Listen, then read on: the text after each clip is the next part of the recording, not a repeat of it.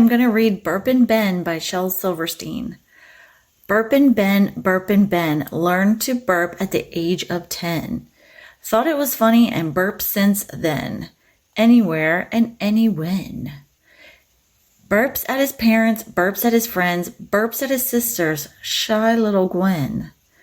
Burps at his brothers, poor little Len. They say gross, but he burps again. Burps in the meadows, burps in the glen, burps at the robins, burps at the wrens.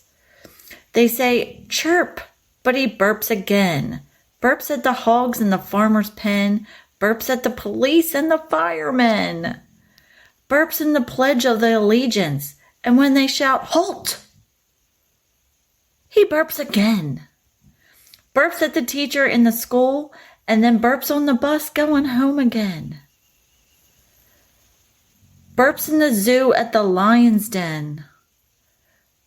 Burps in the movies right at the end. Burps in the church when they say amen.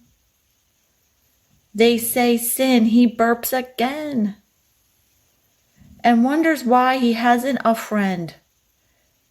Hey, here he comes. Well, hello, Ben.